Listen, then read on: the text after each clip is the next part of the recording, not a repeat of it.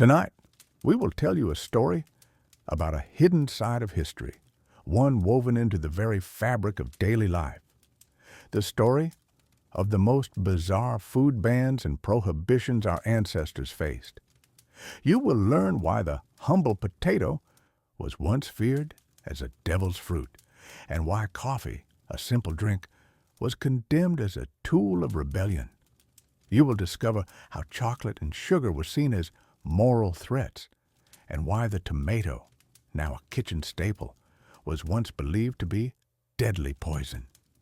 We will explore how wars transformed food into a weapon of control, and why even salt, a basic necessity, could spark widespread unrest. This is not just a tale of strange diets. It is a journey through human fears, beliefs, and the surprising power of what we put on our plates. Oh, and if you enjoy these stories, please consider subscribing to the channel and leaving a like. Your support helps us create more journeys into the quiet corners of history. All right, find a comfortable spot, settle in, and let your mind drift as we begin. Our journey into the world of forbidden foods begins not with strange modern regulations, but deep in the ancient past, where the lines between sustenance and spirituality were often blurred. Food has always been far more than mere sustenance. From the earliest flicker of human consciousness, what we chose to eat, or perhaps more profoundly, what we chose not to eat, was imbued with meaning. Long before organized religions etched their tenets into stone, our ancestors navigated a world of mystery and danger, where survival often hinged on discerning the safe from the perilous. They observed which plants brought sickness, which animals carried disease, or which creatures behaved in ways that seemed unnatural or threatening. A beast that scavenged carrion, for instance, might have been avoided not just for practical reasons of health, but because its very nature seemed unclean, a consumer of death. These early intuitive prohibitions, born of fear and observation, gradually evolved into deeply ingrained cultural taboos, shaping the diets of entire communities long before any formal decree. As human societies grew and complex spiritual beliefs took root, these practical observations often intertwined with the sacred. Food became a powerful symbol, a means to connect with the divine, or conversely, to maintain purity and separation from the profane. The concept of clean and unclean foods emerged not merely for physical health, but for spiritual well-being. One of the most enduring examples of such dietary laws comes from ancient Judaism, codified in what is known as kashrut, or the kosher laws. For thousands of years, these regulations have guided Jewish people in their dietary choices, distinguishing them and reinforcing their covenant with God. The Torah, their sacred text, explicitly forbids the consumption of certain animals, most famously the pig. Pigs, despite being common livestock in many cultures, are deemed unclean because they do not chew their cud and have cloven hooves, but do not split them. Similarly, shellfish, such as lobsters, crabs, and shrimp, are forbidden as they are creatures of the sea that lack fins and scales. The prohibition extends to specific methods of slaughter, ensuring the animal's suffering is minimized and its blood, considered the life force, is properly drained. Furthermore, a foundational principle of kashrut is the separation of meat and milk products, rooted in the biblical injunction, "You shall not boil a kid in its mother's milk." This has led to the meticulous practice of maintaining separate sets of dishes, utensils, and even kitchen areas, creating a deeply structured way of life where every meal is a reminder of one's faith and identity. The primary motivation behind these rules was not health, but rather holiness and the pursuit of a distinct spiritual path, setting the Jewish people apart as a nation dedicated to God. Similarly, in Islam, the concept of halal, meaning permissible, governs dietary practices. Foods that are considered haram or forbidden include pork and its byproducts, alcohol, and animals that have not been slaughtered according to specific Islamic rites, which involve invoking God's name and draining the blood.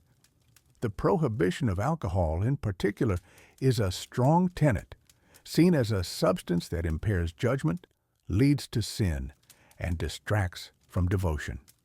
The strict adherence to halal principles is viewed as an act of obedience and submission to Allah, promoting a sense of purity and self-discipline within the Muslim community.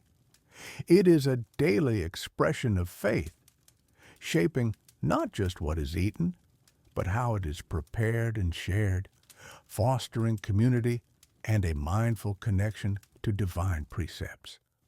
Christianity, while generally less restrictive in its permanent dietary prohibitions, has historically emphasized periods of fasting and abstinence as a means of spiritual discipline and penance.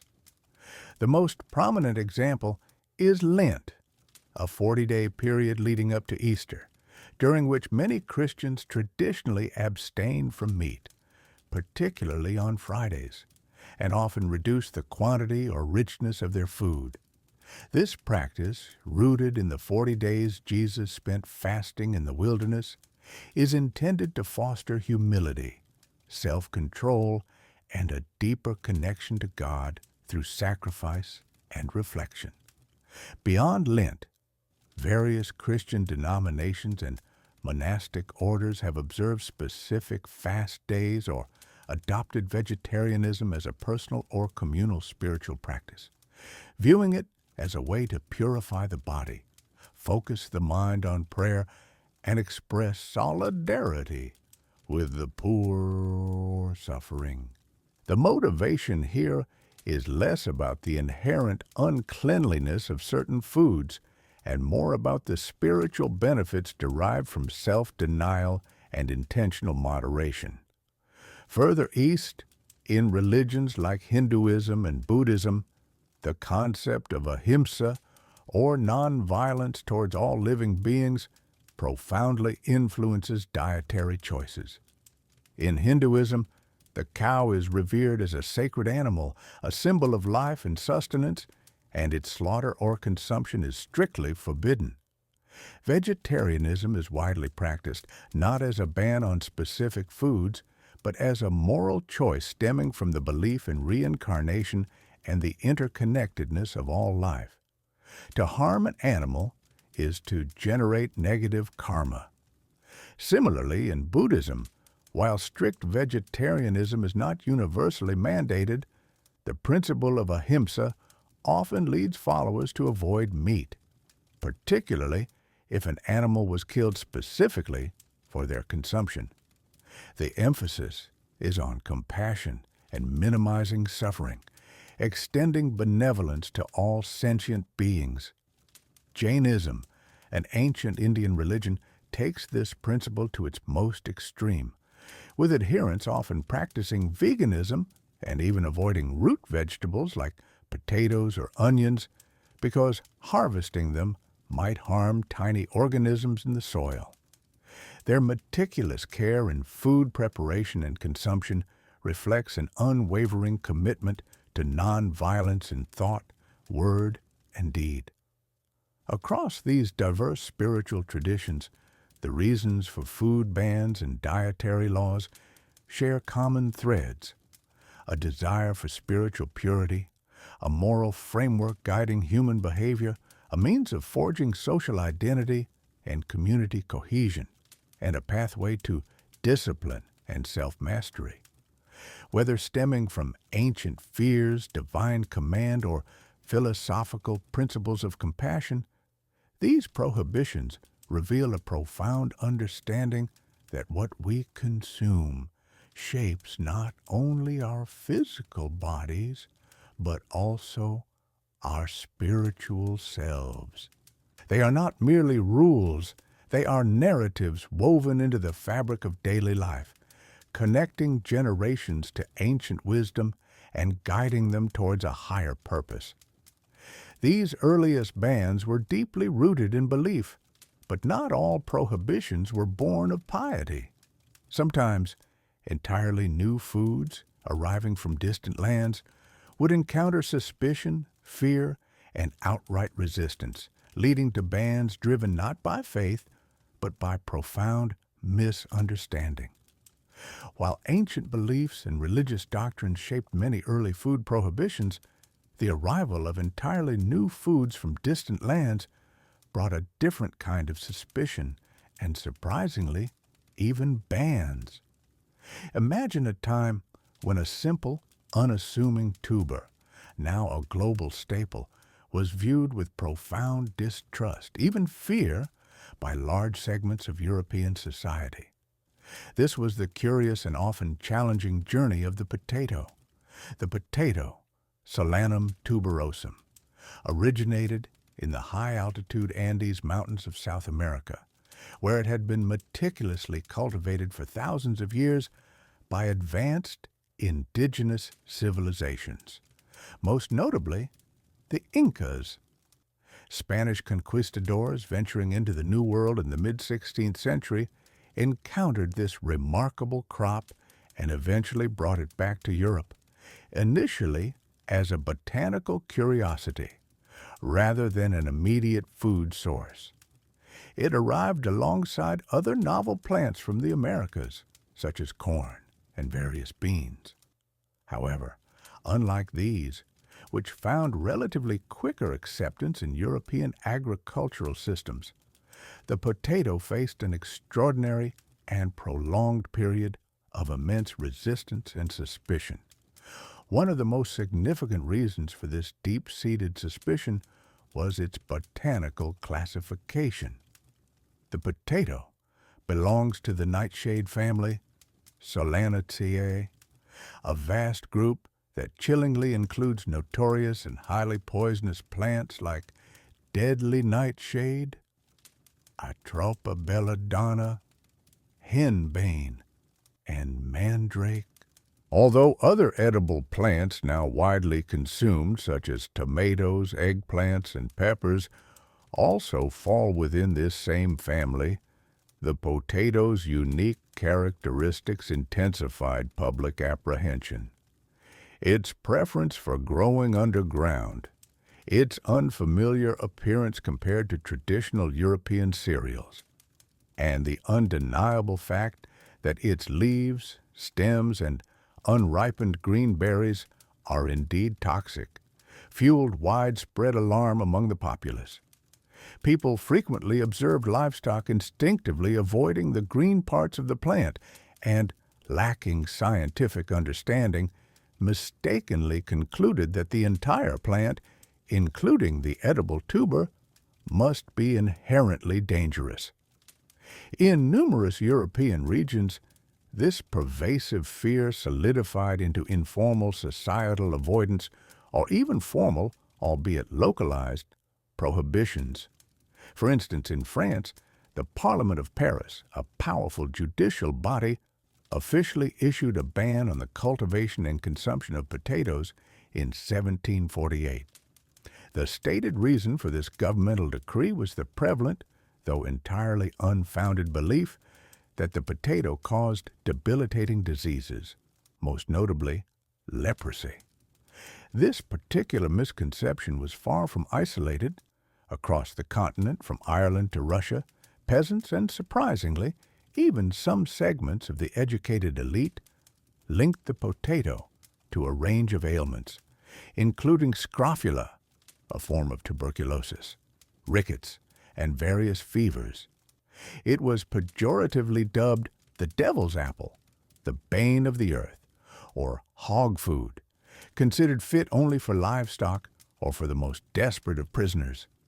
Its conspicuous absence from any biblical texts also contributed to its perception as unholy or unnatural in deeply religious communities, further reinforcing a general reluctance among farmers to plant it, fearing it would contaminate their precious soil or bring illness upon their families. This profound and widespread skepticism meant that for almost 2 centuries following its initial introduction, the potato remained largely an obscure botanical specimen, cultivated merely as an ornamental plant in private gardens or as a curiosity in university botanical collections. Its immense potential as a highly efficient and nutritious food source, especially critical for feeding Europe's rapidly expanding population, was tragically overlooked, even as the continent periodically grappled with severe and devastating food shortages and widespread famines that claimed countless lives. It required the visionary foresight and determined efforts of a select few enlightened individuals and pragmatic monarchs to gradually dismantle these deeply ingrained prejudices. One of the most influential figures in this quiet revolution was Antoine-Augustin Parmentier, a highly skilled French pharmacist, agronomist, and nutritionist. His epiphany came during the 7 Years' War when he was captured by Prussian forces and, as a prisoner of war, was consistently fed potatoes as part of his meager rations. He not only survived this ordeal, but also maintained his health and vitality, realizing firsthand the potato's extraordinary nutritional value and its unparalleled potential to alleviate widespread hunger. Upon his eventual return to France, Parmentier dedicated the remainder of his life with unwavering zeal to the promotion of the potato. He encountered considerable resistance from both the scientific establishment and the general populace, but he ingeniously employed a series of clever and highly effective strategies to overcome this skepticism. He famously presented elegant bouquets of potato flowers to King Louis XI and Queen Marie Antoinette, who, charmed by the novelty, then wore them as fashionable adornments, thereby making the humble potato plant a surprising trend among the Parisian aristocracy.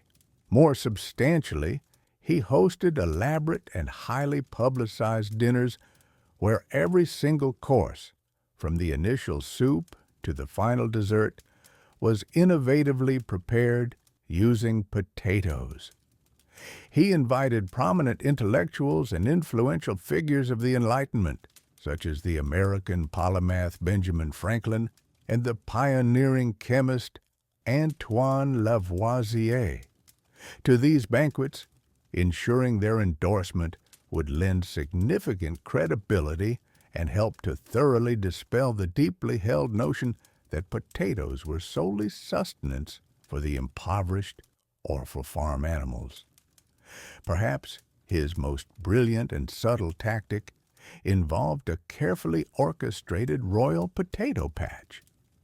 Parmentier shrewdly persuaded King Louis XVI to grant him a substantial plot of land just outside Paris, specifically for cultivating potatoes. He then deliberately stationed royal guards to conspicuously protect the potato fields during the day. However, these guards were secretly instructed to discreetly allow and even encourage local peasants to steal the potatoes under the cloak of night, understanding human nature's inclination to desire what is forbidden or appears valuable. This ingenious psychological maneuver successfully generated a profound sense of intrigue and desirability around the crop, leading local farmers to surreptitiously acquire and enthusiastically plant the tubers themselves, believing they had discovered a hidden treasure. In the Kingdom of Prussia, King Frederick the Great, a shrewd and pragmatic ruler, also recognized the potato's immense potential to prevent future famines and bolster his nation's food security. In 1746, he issued a significant royal decree, famously known as the Kartoffelbefehl, or Potato Order, which unequivocally commanded his subjects to cultivate and consume potatoes.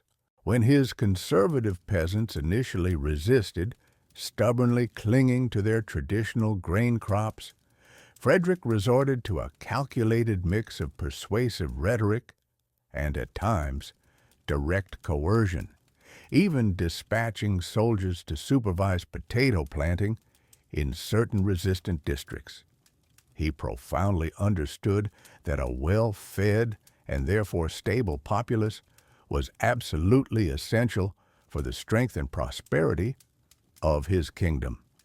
Gradually, through these sustained and often ingenious efforts, and more powerfully, through repeated and brutal periods of famine and crop failures that left entire regions devastated, the potato, slowly but inexorably, began to gain widespread acceptance.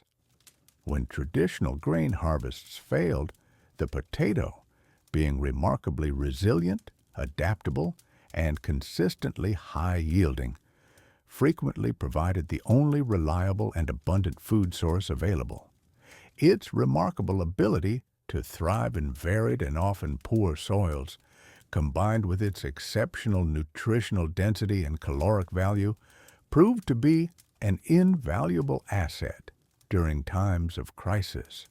What had started as a deeply feared and distrusted curiosity slowly but surely transformed into a vital lifesaver, particularly for the impoverished working classes and the vulnerable rural populations across Europe. By the dawn of the 19th century, the potato had fundamentally revolutionized European agriculture, profoundly altering dietary habits and supporting unprecedented demographic shifts. It provided an inexpensive, abundant, and highly nutritious food source that played a crucial role in sustaining rapid population growth and accelerating urbanization. The potato's remarkable journey from a feared pariah to an indispensable dietary cornerstone stands as a powerful testament to how deeply ingrained cultural prejudices and unfounded superstitions can be, and how painstakingly slow they can be to overcome, even when confronted with overwhelming practical benefits and the dire necessities of survival. This humble tuber, once officially banned and widely despised, ultimately became an irreplaceable foundation of European sustenance, unequivocally proving that even the most bizarre and irrational fears can eventually yield to the undeniable forces of practicality and the profound universal imperative of hunger. The story of human attempts to control what we eat and drink takes us next to a beverage that has fueled revolutions and quiet mornings alike: coffee. For centuries, this dark, aromatic brew has been both a source of comfort and a cause for alarm, leading to some of the most fascinating bans in history. Its journey began in the ancient highlands of Ethiopia, where legend speaks of a goat herd named Calde, who noticed his goats became unusually energetic after consuming berries from a particular tree. From there, the knowledge of coffee spread across the Red Sea to the Arabian Peninsula, specifically to Yemen, around the 15th century. It was initially embraced by Sufi mystics, who used it to stay awake during long nights of prayer and contemplation, finding that its stimulating effects aided their spiritual devotion and intellectual pursuits. Soon, it moved beyond the monasteries and into bustling urban centers, with the first dedicated coffee houses, known as kave khans, emerging in places like Mecca and Cairo. These weren't just places to drink, they were vibrant hubs of social life where people gathered to discuss politics, tell stories, play games, and share news. The air in these establishments would have been thick with the murmur of voices and the rich, earthy scent of roasting beans. It was precisely this vibrant social aspect that first drew the ire of authorities. In 1511, in the holy city of Mecca, the governor, Khair Beg, issued one of the earliest known bans on coffee. He feared that these new kava canes were fostering idleness, encouraging gambling, and, most dangerously, serving as meeting places for political dissent.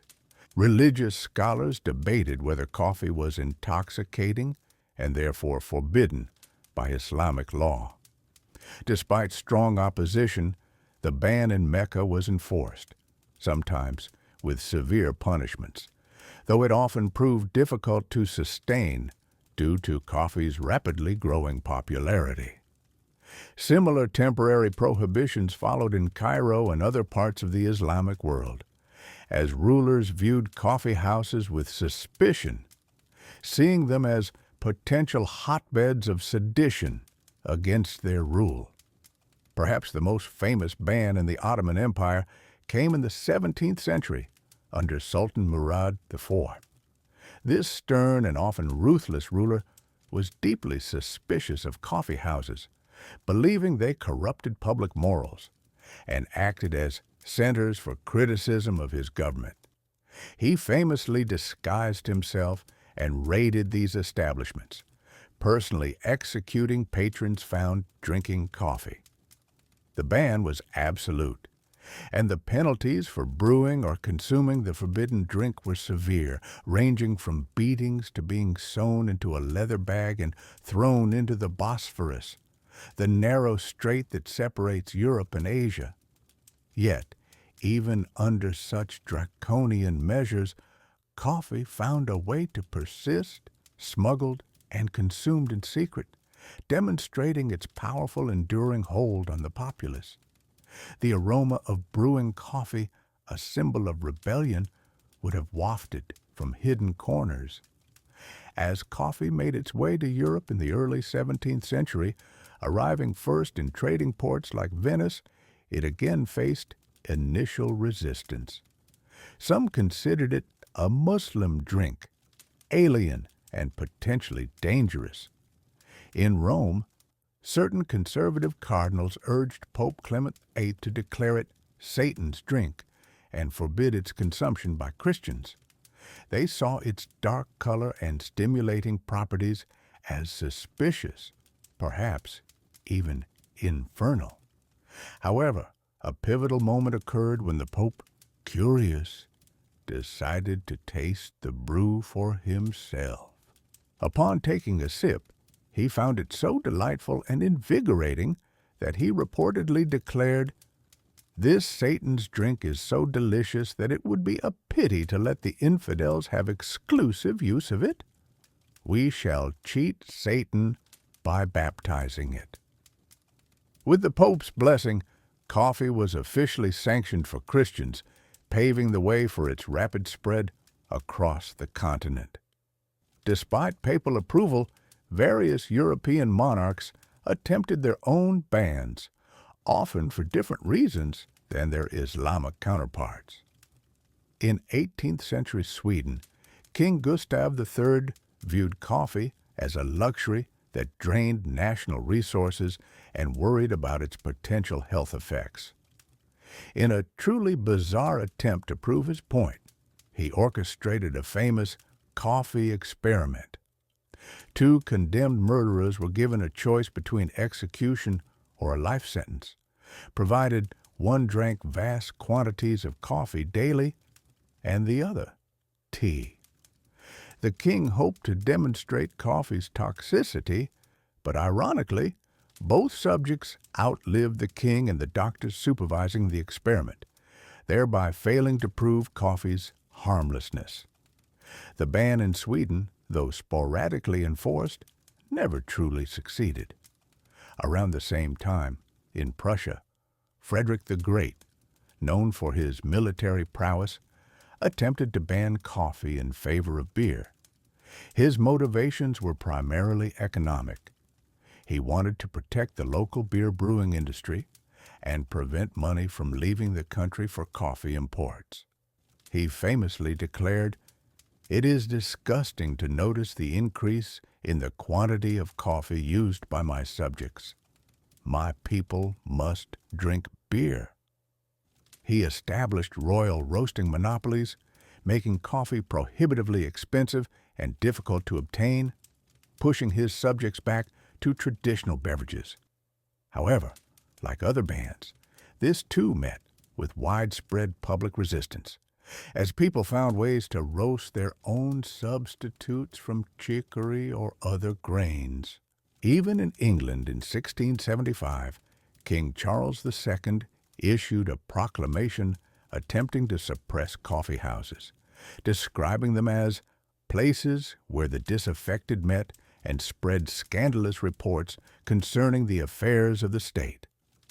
He saw them as nurseries of sedition, where critical political discussions and anti-monarchist sentiments could flourish. However, the public outcry was so immediate and intense that the ban had to be rescinded within a mere 11 days. The very idea of silencing these vibrant centers of debate was an affront to the burgeoning intellectual and political freedoms of the time. The king's fear of the murmur of voices turning into a roar of rebellion was not unfounded, but his attempt to stifle it proved futile. The history of coffee bans reveals a recurring pattern. Authorities, whether religious or secular, often feared its power to bring people together, to stimulate thought, and to foster independent discussion outside their direct control. They worried about its moral implications, its economic impact, and even its perceived health risks. Yet, time and again, coffee triumphed. Its invigorating qualities and its role in social rituals proved too compelling to suppress.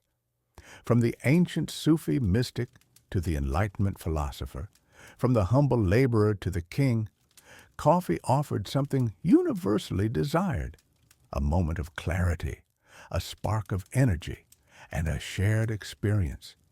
These attempts to control the cup ultimately highlight the enduring human desire for both connection and stimulation, a desire that no decree, however sternly worded, could ever truly extinguish. The subtle bitterness, the lingering warmth, the quiet hum of conversation, all these elements conspired to make coffee an indispensable part of human life, defying every ban and prohibition. From the stimulating dark brew of coffee, we turn our gaze to another indulgence that stirred both delight and condemnation: the sweet allure of chocolate and sugar. Their journey from exotic novelties to everyday staples was paved with fascination, but also with suspicion and prohibition, reflecting deep-seated societal anxieties. Chocolate, in its earliest form, arrived in Europe from the Americas in the 16th century.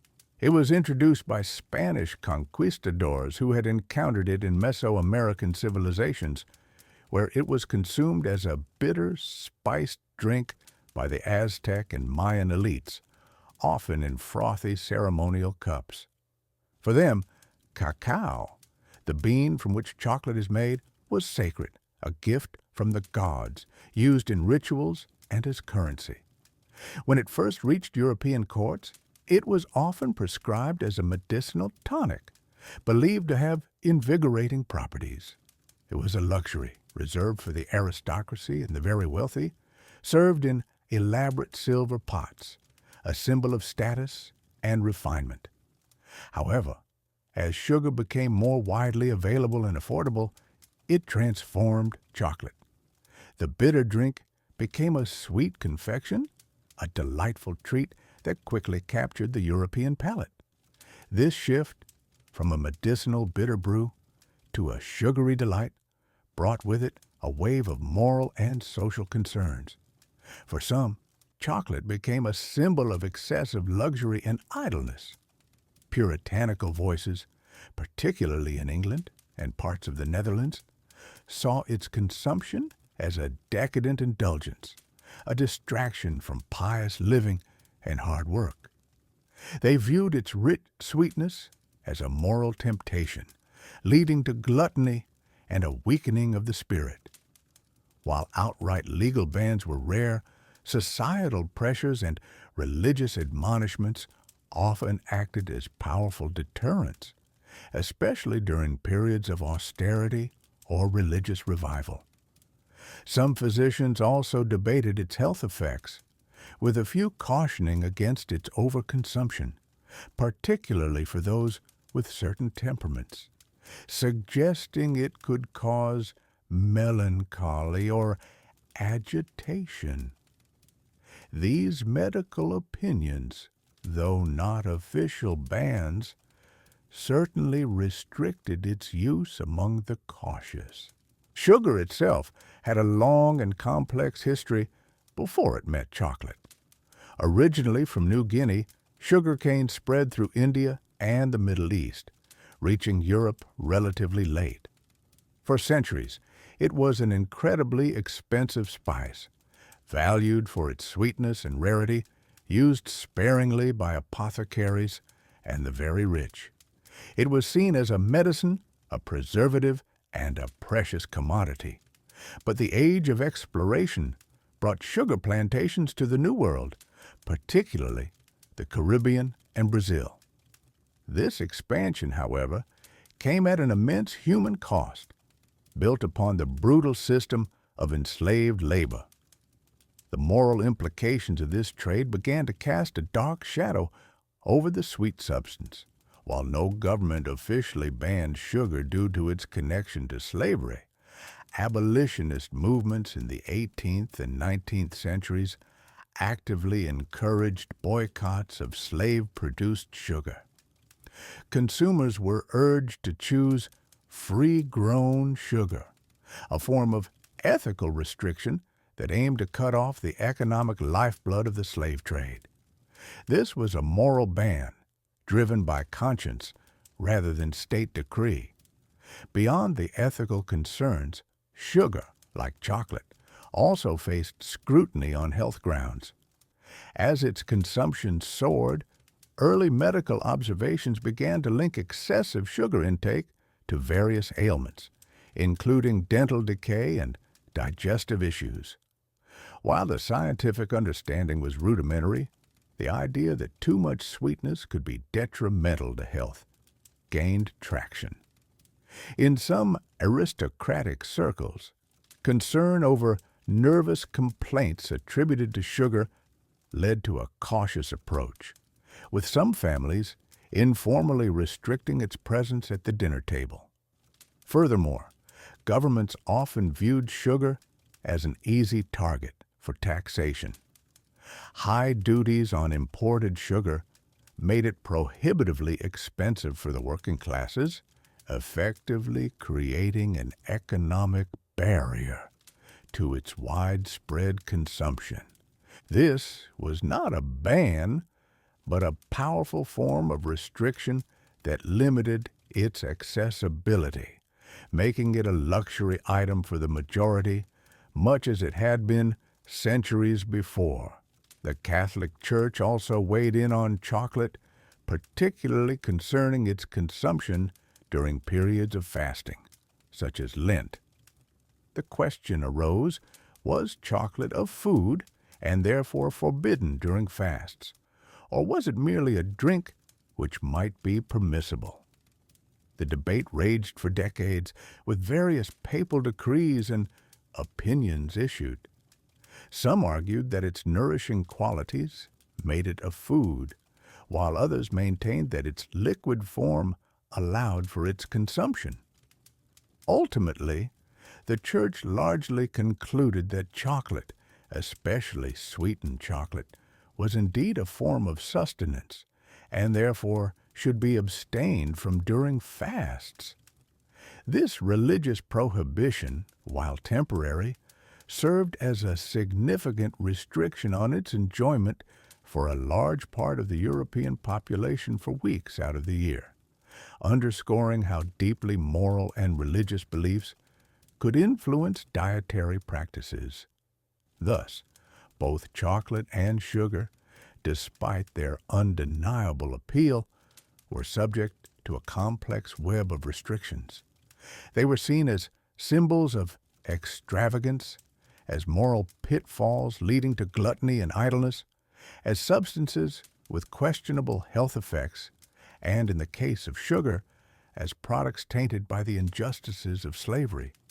These were not always direct, sweeping bans enforced by law, but often subtle, pervasive forms of social, moral, economic, and religious prohibition, fundamentally shaping how people consumed these once exotic, now ubiquitous delights. Originally from the lofty Andes region of South America, the wild tomato was a modest, often green, berry. When the Spanish conquistadors ventured into the Americas in the 16th century, they encountered this new fruit, which had already been cultivated by indigenous peoples for countless centuries. They brought it back to Europe, initially as an ornamental plant. Its vibrant colors, especially the deep red varieties that ripened under the European sun, were considered exotic and beautiful. They quickly found their place adorning the ornamental gardens of nobility and wealthy merchants across Spain, Italy, and France, a curiosity admired for its aesthetic appeal rather than its potential as nourishment. Yet, for nearly 2 centuries following its arrival, the idea of consuming this striking fruit remained largely unthinkable. The primary reason for this deep-seated suspicion lay firmly in its botanical lineage. The tomato belongs to the Solanaceae family, commonly known as the nightshades. This family is infamous for including many highly poisonous plants such as belladonna, often called deadly nightshade, along with mandrake and henbane, all known for their potent toxic alkaloids and, in some cases, hallucinogenic properties. Europeans, acutely familiar with the inherent dangers of these notorious plants, immediately associated the innocent tomato with poison. The plant's leaves and stems do, in fact, contain solanine, a toxic compound, which further fueled and reinforced this pervasive fear. People reasoned that if the leaves were poisonous, then the fruit, by extension, must also be dangerous to consume. This profound fear was tragically and unwittingly reinforced by a peculiar circumstance among the European aristocracy. The wealthy, as a mark of their status, frequently dined on plates made of pewter, an alloy containing lead. Tomatoes, it so happens, are highly acidic. When hot, acidic tomato dishes were served on these pewter plates, the acid would inevitably leach lead from the metal directly into the food. Those who consumed these lead-contaminated meals would then suffer from lead poisoning, experiencing agonizing symptoms such as severe stomach cramps, persistent vomiting, debilitating diarrhea, and in severe cases, even death. Unaware of the true insidious cause of their affliction, people naturally attributed these agonizing symptoms directly to the tomato itself, solidifying its dreaded reputation as a poison apple for generations. Indeed, for many generations, this bright red fruit, which had journeyed across oceans, remained largely unconsumed in much of Europe, particularly in the more conservative northern regions. It was seen as a plant of ill omen, fit only for ornamental display in the gardens of the curious, or perhaps, in the most dire of circumstances, a last resort for the truly desperate. The wealthy, with their pewter plates, continued to unwittingly reinforce the fruit's deadly reputation, while the common folk, observing the misfortunes of their social superiors, prudently kept their distance. The fear was so ingrained that even as late as the early 19th century, some American farmers still believed that feeding tomatoes to livestock would cause them to foam at the mouth and die. The poison apple moniker persisted stubbornly, a testament to how deeply rooted a misconception could become. The gradual shift in perception began slowly, primarily in the warmer climates of southern Europe, where the tomato thrived naturally. In places like Naples and Italy, and parts of Spain and Portugal, the poorer populations, often facing scarcity and limited food options, were more willing to experiment with new food sources. They discovered that the tomato, when properly cooked, was not only harmless, but also incredibly flavorful and surprisingly nutritious. Its vibrant acidity and rich sweetness, a unique combination not found in many other European vegetables, lent themselves perfectly to the simple, hearty cooking of the Mediterranean. It was in Naples that the tomato truly began its culinary revolution, transforming into the quintessential base for the sauces that would come to define Italian cuisine. From these southern regions, where its culinary virtues were first recognized, the tomato's reputation gradually improved. Soldiers returning from campaigns in Italy spoke of its deliciousness and versatility. Cooks, particularly in France, began to cautiously incorporate it into their recipes, slowly but surely dispelling the old fears and superstitions. By the 19th century, the tomato had largely shed its sinister reputation and was well on its way to becoming one of the most widely consumed fruits in the world, a staple in kitchens across continents, proving that sometimes even centuries of ingrained fear can ultimately be overcome by taste and necessity. The tomato was certainly not alone in its challenging journey from suspicion to widespread acceptance. Other foods, now commonplace and even celebrated, also faced prolonged periods of misunderstanding, outright rejection, and even informal bans. The eggplant, for instance, was another member of the nightshade family that arrived in Europe from Asia. For centuries, it was widely believed to cause a variety of ailments, including fevers, epilepsy, and even madness. Its dark, somewhat ominous appearance, often a deep purple or even black, combined with its nightshade connection, made it a particularly feared vegetable in medieval Europe, particularly in countries like England and France.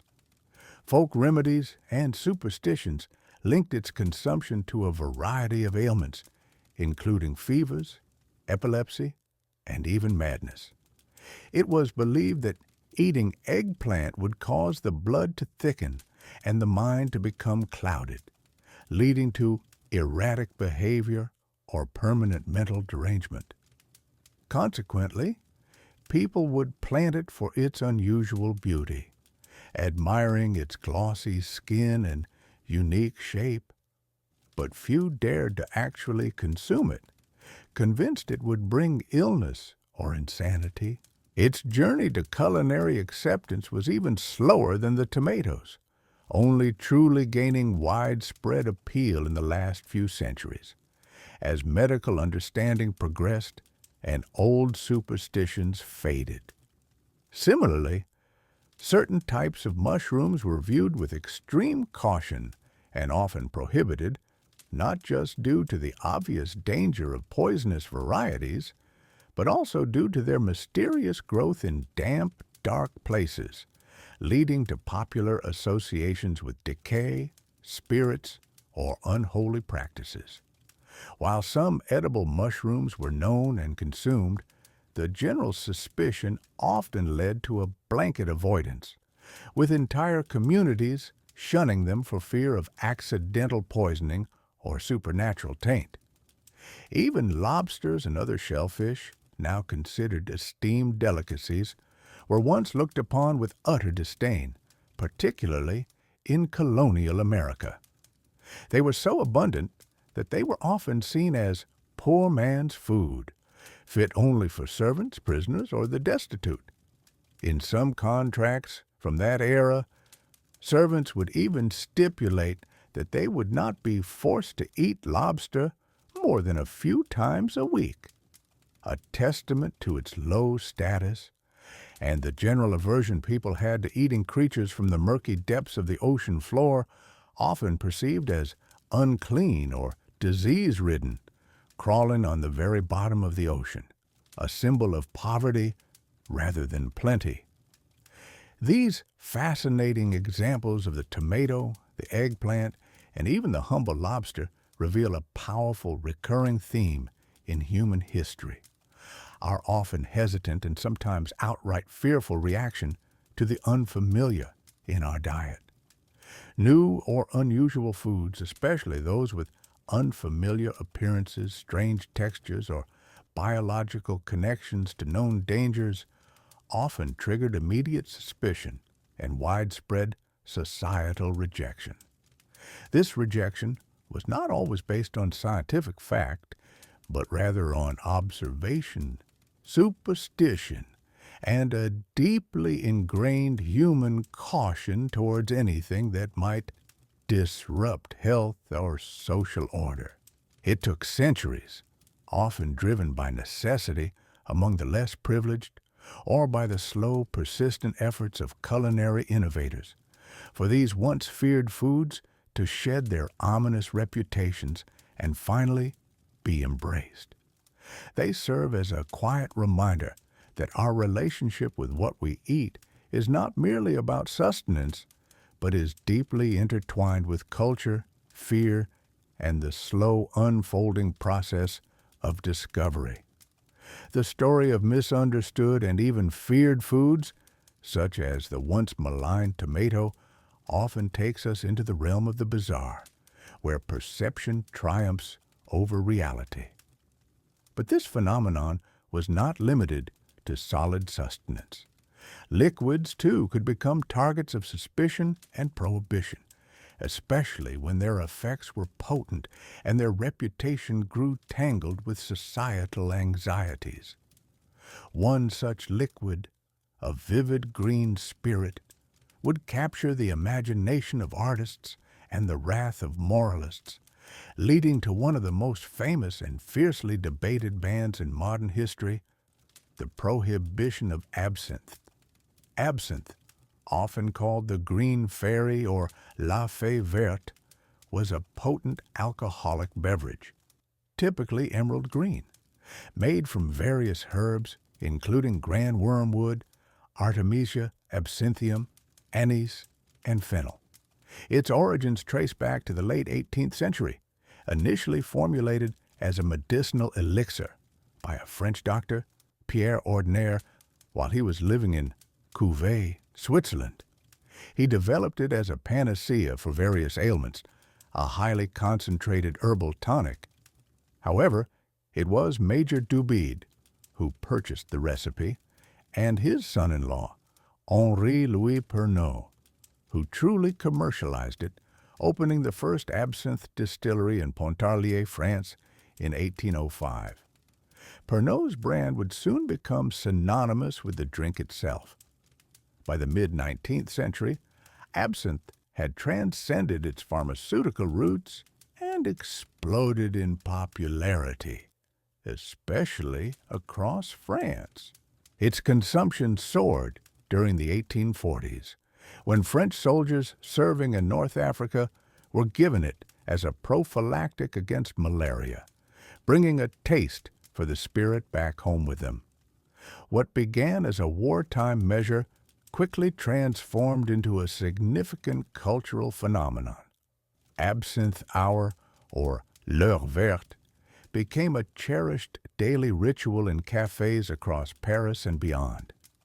It was consumed by all social classes, from the working man seeking a strong, affordable drink after a long day to the sophisticated bohemian artists, writers, and intellectuals who frequented the grand cafes of Montmartre and Montparnasse.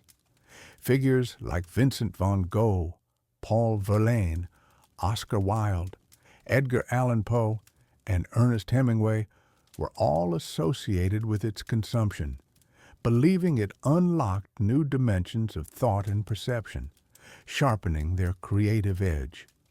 The elaborate ritual of its preparation, involving slowly dripping iced water over a sugar cube placed on a specially designed slotted spoon, dissolving into the spirit and causing it to turn a cloudy opalescent shade, a phenomenon known as the louche, was as much a part of its allure as its distinctive taste and perceived effects. This transformation from clear green to milky white was mesmerizing, adding to its mystique. However, as its popularity soared, so did a darker reputation. Absinthe was considerably stronger than other spirits of the time, often containing alcohol levels between 45% and a staggering 74%, making it a truly potent concoction. But beyond its high alcohol content, a specific ingredient, thujone, a chemical compound found in grand wormwood, became the focus of intense and often sensationalized scrutiny.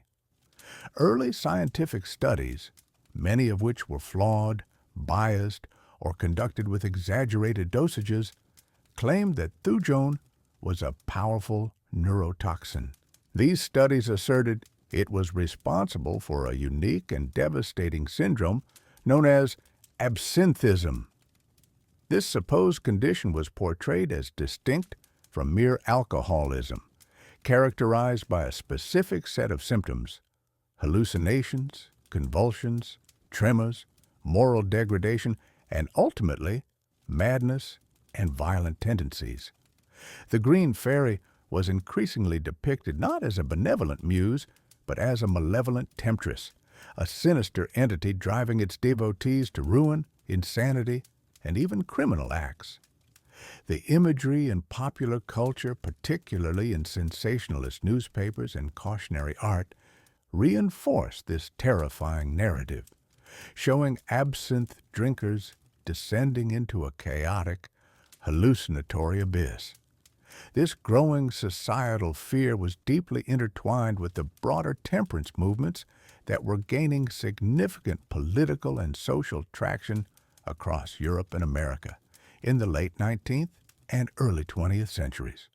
These powerful movements, often driven by religious and moral convictions, sought to curb all alcohol consumption, viewing it as the root cause of widespread poverty, crime, domestic violence, and overall moral decay. Absinthe, with its exotic, potent, and allegedly hallucinogenic properties, became an ideal and convenient scapegoat. It was a concentrated symbol of all that was perceived as wrong and dangerous about drinking, an easy target to demonize, especially when compared to more traditional, often wine-based, French drinking habits.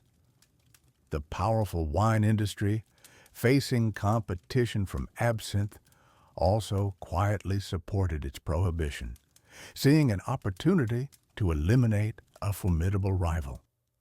Newspaper sensationalism played a particularly significant and damaging role, publishing lurid and often entirely fictional accounts of absinthe-induced horrors, fueling public hysteria. The true turning point, the singular event that truly ignited the widespread global ban, occurred in a small Swiss village called Comagny in August 1905. A Swiss farm laborer named Jean Lanfray, a man already known for his heavy drinking habits, consumed a significant quantity of alcohol on that fateful day. 2 glasses of absinthe, followed by crème de menthe, cognac, and wine. In a fit of drunken rage, he murdered his pregnant wife and 2 young daughters with a rifle.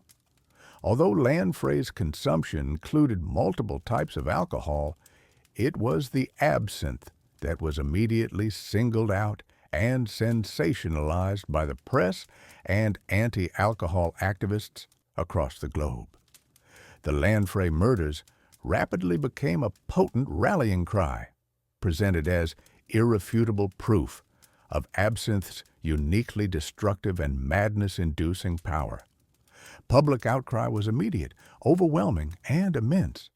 Millions of signatures were collected on petitions demanding prohibition, widespread protests were held, and governments across Europe felt immense pressure to act decisively against the perceived threat.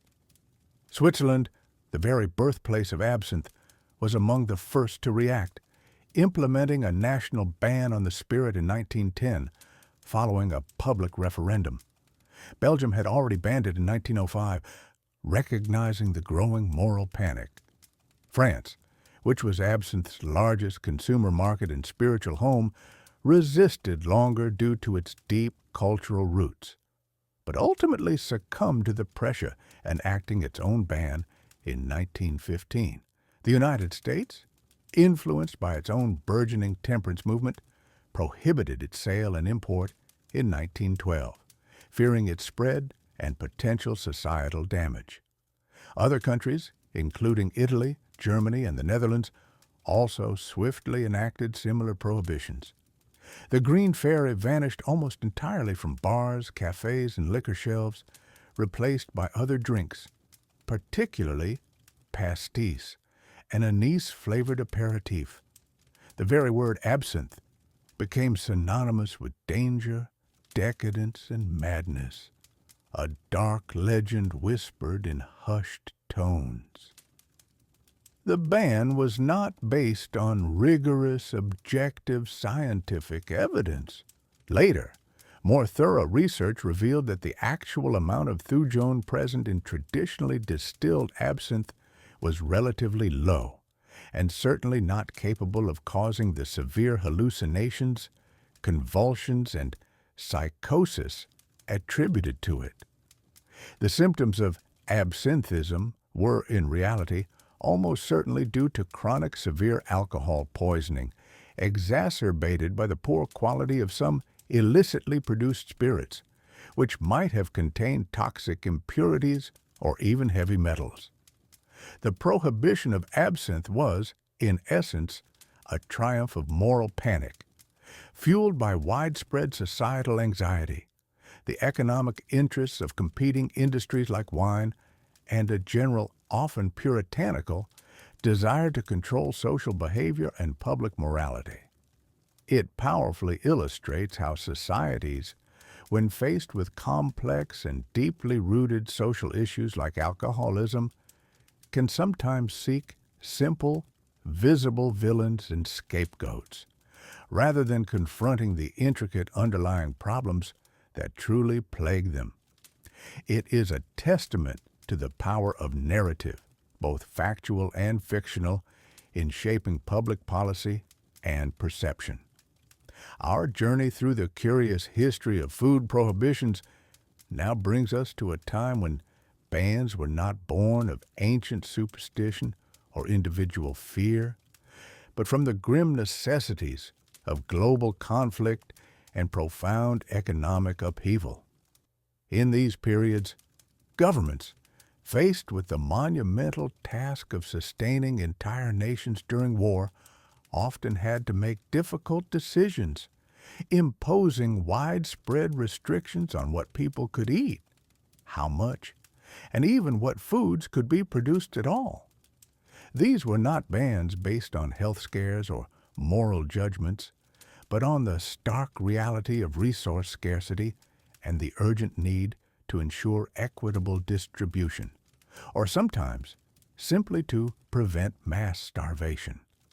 The early 20th century saw the world plunged into two devastating global wars, each transforming daily life, especially the procurement of food. During the First World War, from 1914 to 1918, countries quickly realized that feeding their armies and their civilian populations was as critical as manufacturing weapons. In Germany, blockaded by Allied naval forces, severe food shortages led to what became known as the Turnip Winter of 1916 to 1917. With traditional food imports cut off and domestic production hampered by labor shortages and a lack of fertilizers, the population was forced to subsist largely on turnips, which were resilient and abundant. While not a direct ban on other foods, the extreme scarcity effectively prohibited access to many staples, turning a once humble root vegetable into the foundation of an entire nation's diet, a stark symbol of wartime privation.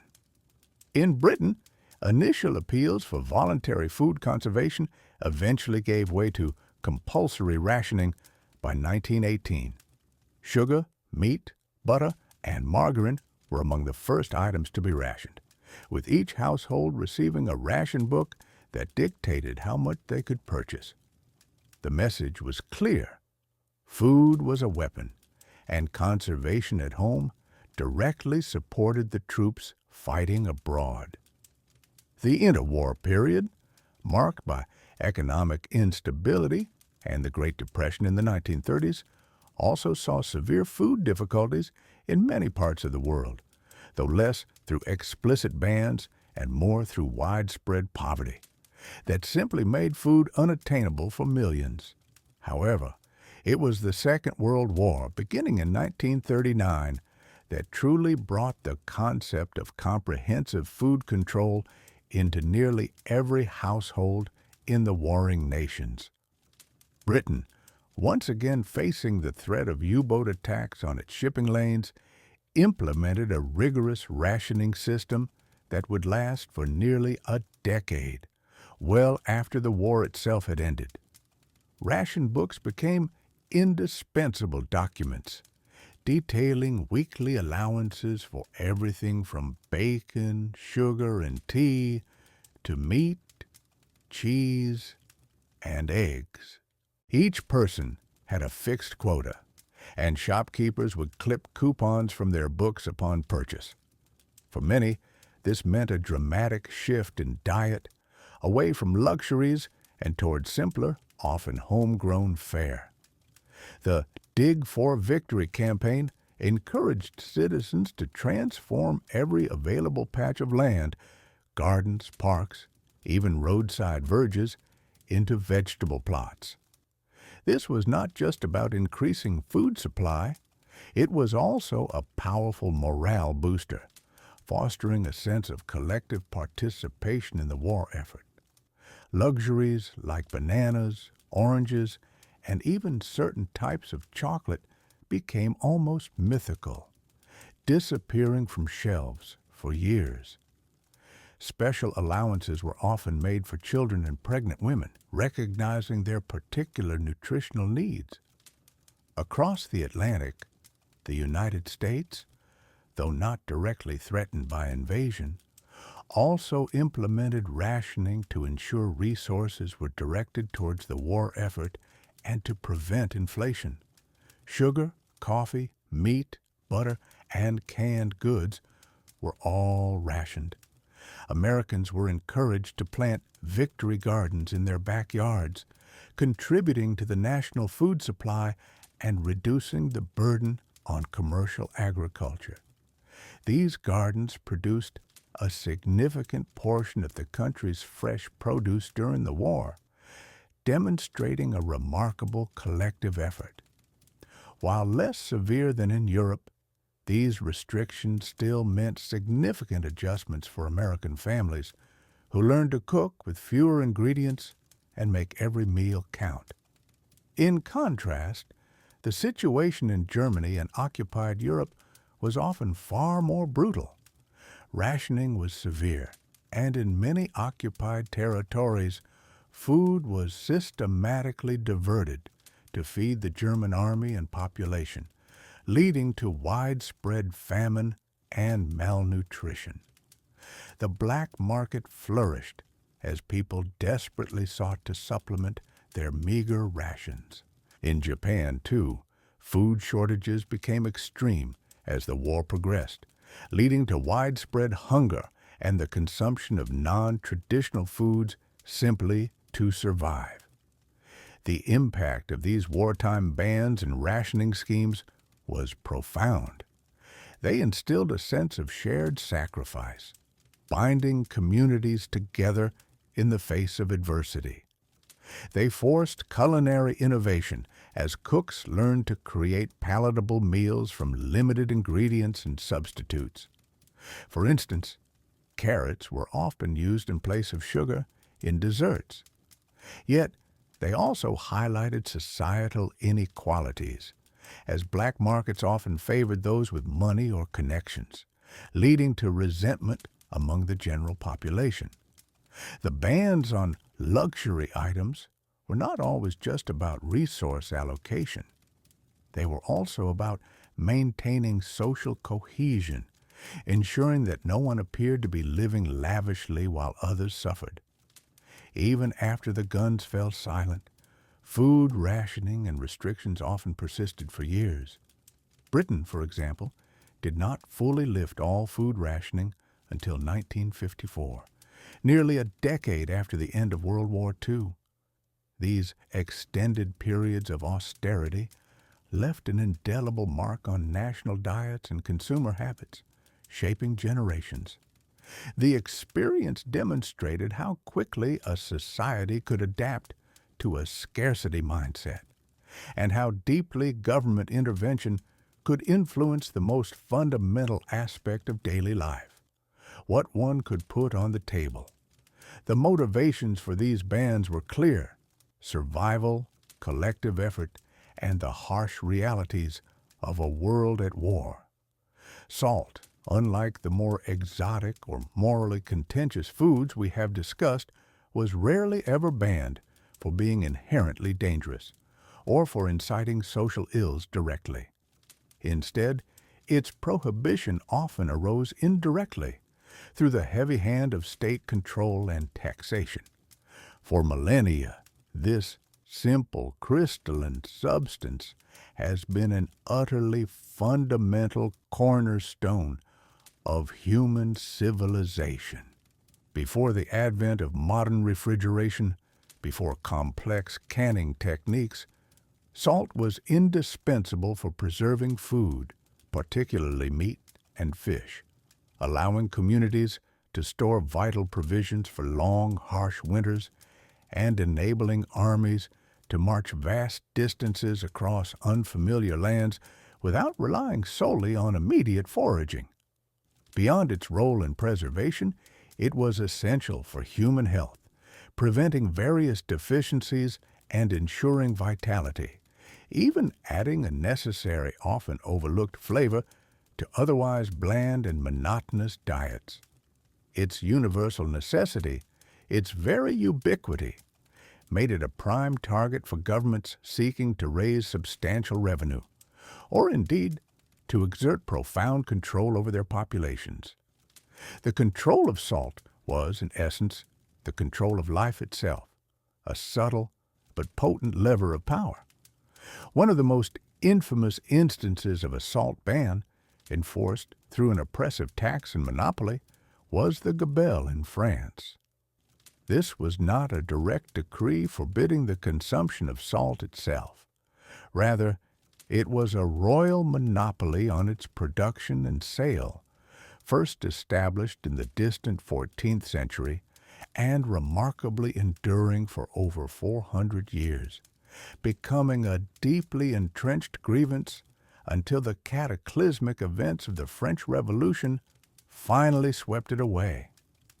The gabelle stipulated that all subjects above the tender age of 8 were legally compelled to purchase a specific minimum amount of salt each year, known as the sel de devoir, or duty salt, regardless of their actual need, their personal circumstances, or their ability to pay.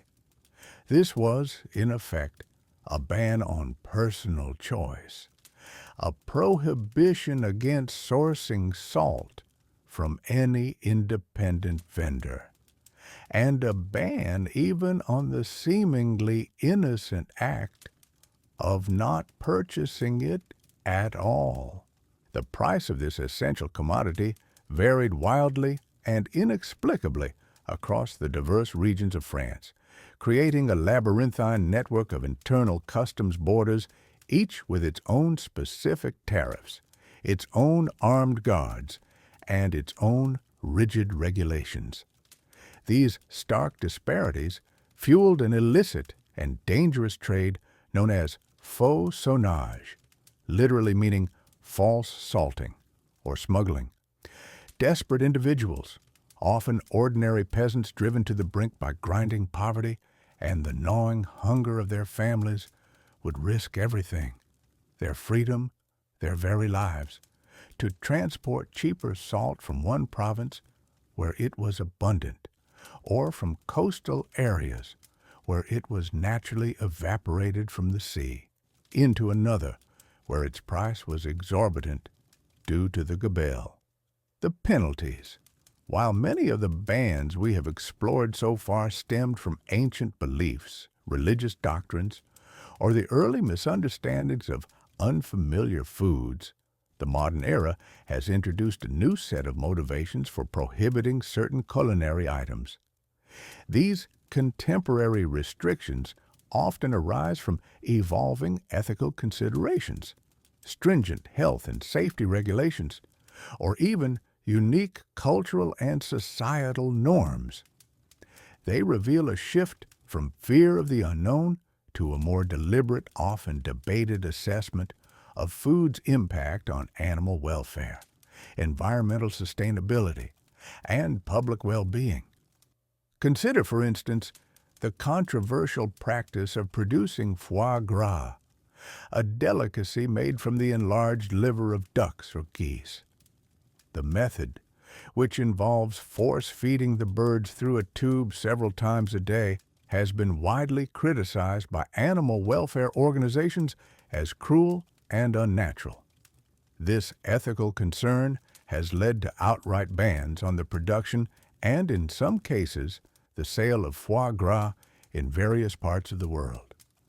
California was among the first states in the United States to implement a ban on its production and sale, a decision that faced legal challenges but ultimately prevailed. Similarly, cities like New York City have moved to prohibit its sale, and several European nations, including the United Kingdom, have banned its production, though importation may still be permitted.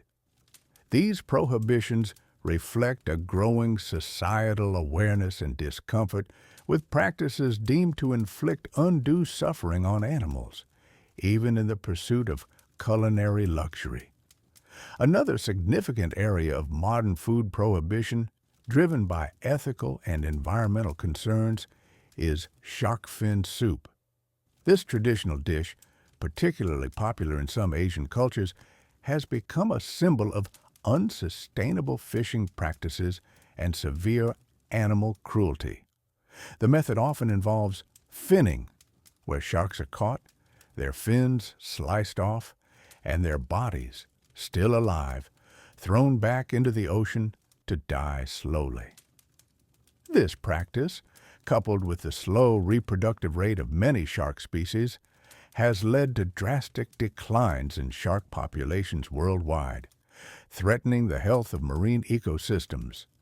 In response, numerous jurisdictions have enacted bans on the sale, possession, and trade of shark fins. Various states in the United States, including Hawaii and California, have led the way, followed by other nations like Canada, and several European Union countries. Even within China, where the dish has deep cultural roots, government initiatives and public awareness campaigns have significantly reduced its consumption. These bans are a clear example of how modern societies are grappling with the ecological footprint of their diets and the moral implications of certain food procurement methods. Beyond ethical considerations for animals, some modern bans are rooted in deeply ingrained cultural taboos.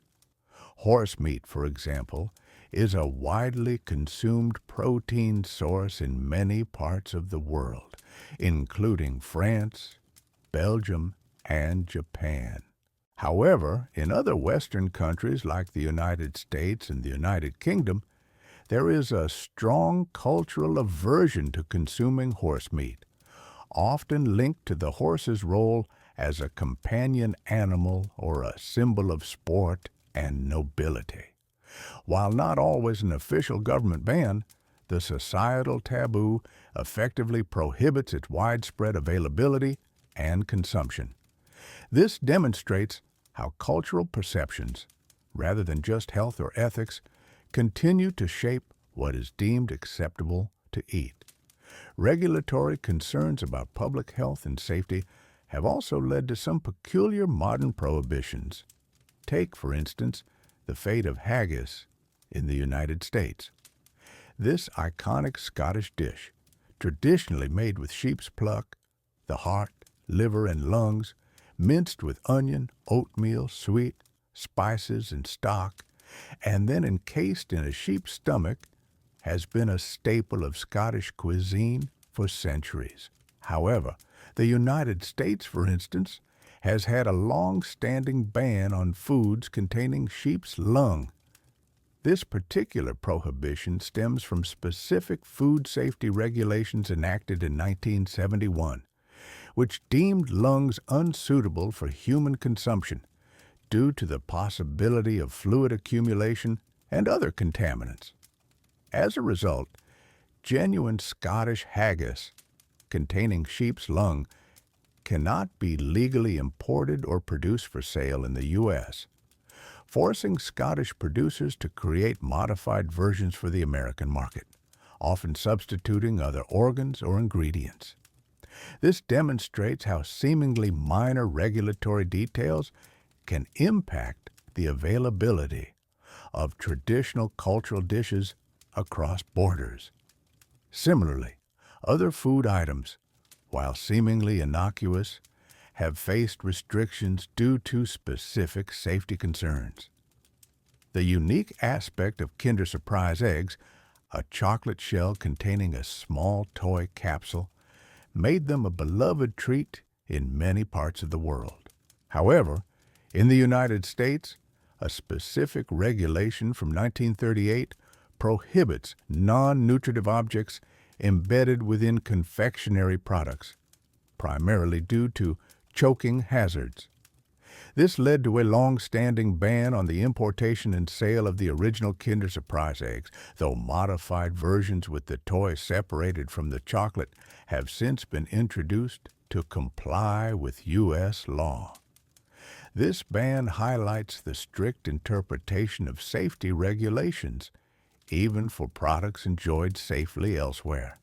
Raw milk, which has not undergone pasteurization, is another example of a food item subject to significant modern restrictions. Despite its proponents claiming various health benefits, raw milk carries risks of harmful bacteria such as E. coli, Salmonella, and Listeria, which can cause serious illness, particularly in vulnerable populations. Consequently, many countries and regions around the world have either outright banned the sale of raw milk for human consumption or placed severe restrictions on it, allowing it only through direct farm sales or for specific artisanal uses, aiming to balance consumer choice with public health protection. Even something as seemingly trivial as chewing gum has fallen under the hammer of modern bans. In Singapore, a nation known for its strict regulations aimed at maintaining cleanliness and public order, the sale and import of chewing gum have been largely prohibited since 1992. This ban was primarily enacted to prevent the problems caused by discarded gum, such as defacing public property and disrupting the mass rapid transit (MRT) system by sticking to train doors. While there are now limited exceptions for therapeutic or dental purposes, the general prohibition remains a striking example of how a government can ban a widely accepted food-related item for the sake of public hygiene and infrastructure maintenance. These modern food bans, from ethical stances on foie gras and shark fins to regulatory concerns over haggis and Kinder Surprise eggs, and even societal tidiness leading to gum bans, illustrate a contemporary reevaluation of our relationship with what we eat.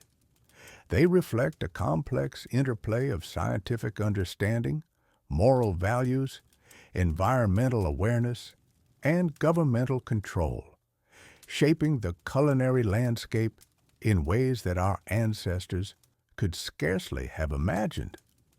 We have journeyed through centuries, observing how humanity's relationship with the very sustenance that sustains it has been shaped not only by primal need and a deep-seated desire, but also by profound fear, unwavering faith, and the deliberate will of those in power.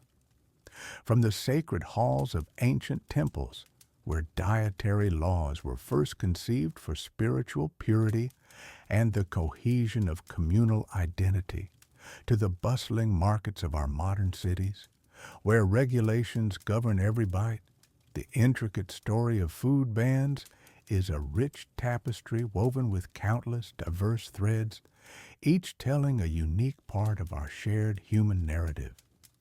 Consider the earliest prohibitions we explored, those deeply rooted in profound spiritual belief and ancient tradition.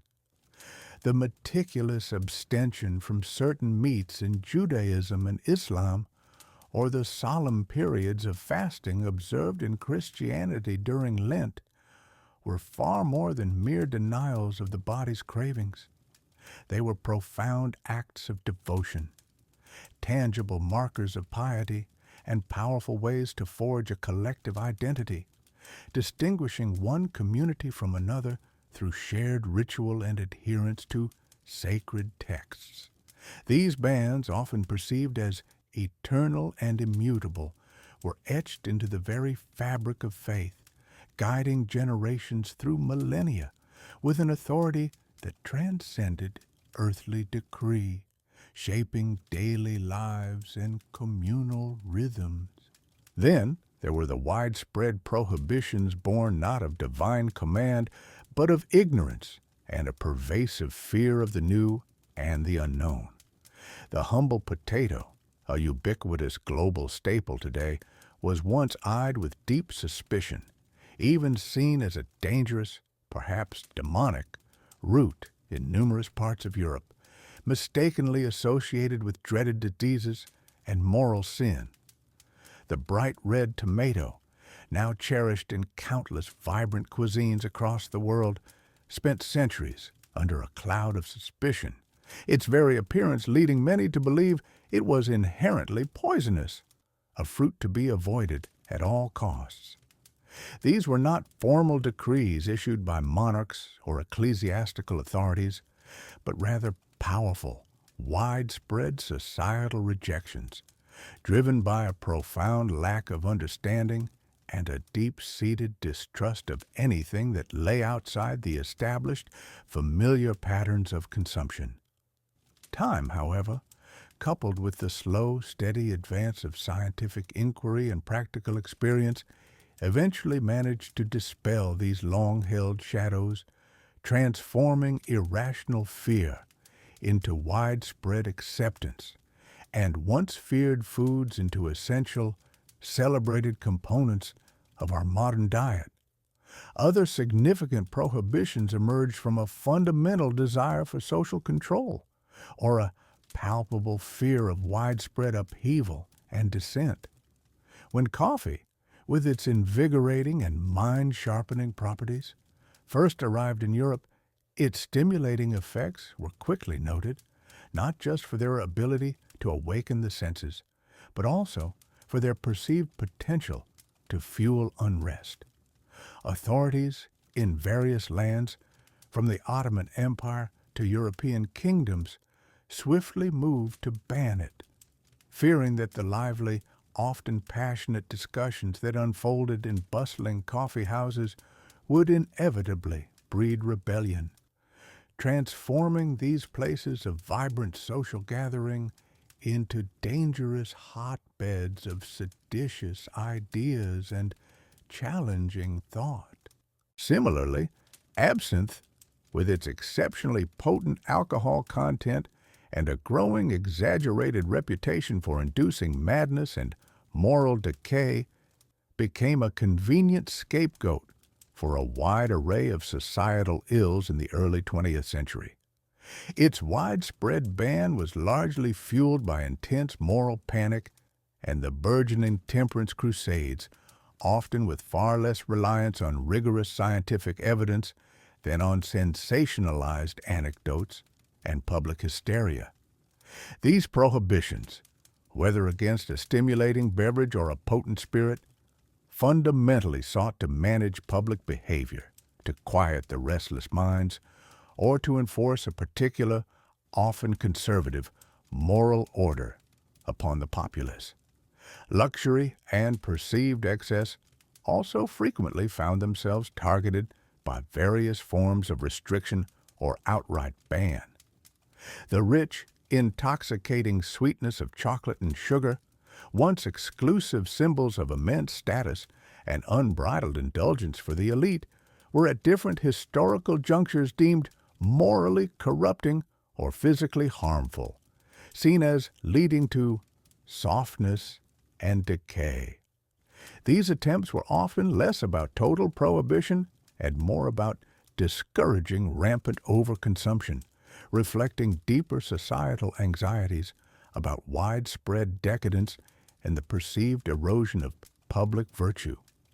Such efforts to curb luxury consumption often highlighted a persistent tension between the pursuit of personal pleasure and the ideals of communal austerity, between individual desire and the collective well-being of society. And then there were the harsh, undeniable realities of war and severe economic hardship, which frequently led to government-imposed bans for purely practical reasons. During the tumultuous periods of global conflicts, such as the World Wars, governments often imposed strict rationing and even outright prohibitions on certain foods, not for moral or spiritual reasons, but out of absolute dire necessity.